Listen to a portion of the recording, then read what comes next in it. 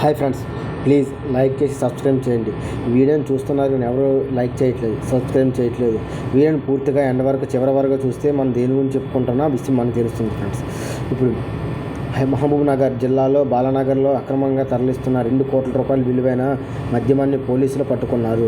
గోవా నుంచి ఆంధ్రప్రదేశ్లోనికి రాజమహేంద్రవరంకు వాహనాల్లో సేంద్రియం ఎరువుల పేరుతో అక్రమంగా మద్యమాన్ని తరలిస్తుండగా పోలీసులు ఈ మద్యమాన్ని పట్టుకున్నారు. పక్కా సమాచారంతో పోలీసులు పట్టుకున్నారు. ఈ మద్యం విలువ 2,07,36,000 ఉంటుందని మహబూబ్ నగర్ డీఎస్పీ వెంకటేశ్వర్లు తెలిపారు. మరోవైపు వరంగల్ జిల్లా వర్ధన్నపేట చెక్పోస్ట్ వద్ద 4 లక్షల రూపాయలు పోలీసులు పట్టుకున్నారు. హనుమకొండ ఓ వాహనంలో 4 లక్షల రూపాయల నగదు తరలిస్తుండగా గుర్తించారు. నగదుకు సంబంధించిన సరైన ఆధారాలు లేనందున ఆ డబ్బును స్వాధీనం చేసుకున్నట్లు పోలీసులు తెలిపారు.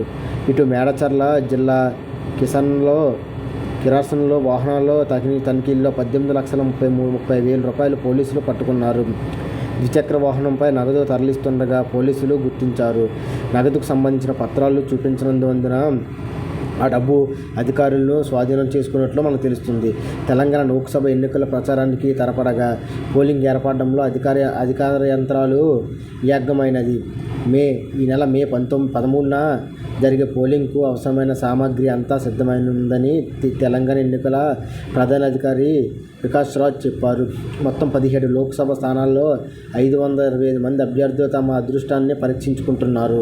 3.32 కోట్ల మంది ఓటర్లను వారి భవిష్యత్తు ఈవీఎంలో నిక్షిప్తం చేస్తున్నారు. ఇందుకోసం రాష్ట్ర వ్యాప్తంగా 37,809 మంది పోలింగ్ కేంద్రాలు ఏర్పాటు చేశారు.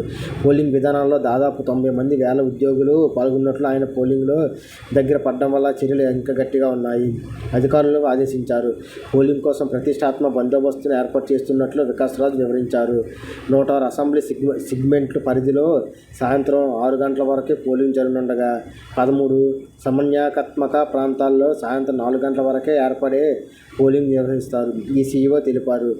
ఎన్నికలకు సంబంధించిన విజిల్ టోల్ ఫ్రీ ద్వారా వస్తున్న ఫిర్యాదులపై వెంటనే చర్యలు తీసుకుంటామంటున్నారు. ఆయన ఫిర్యాదు అయిన 100 నిమిషాలకి చర్య తీసుకోవాలని అధికారులను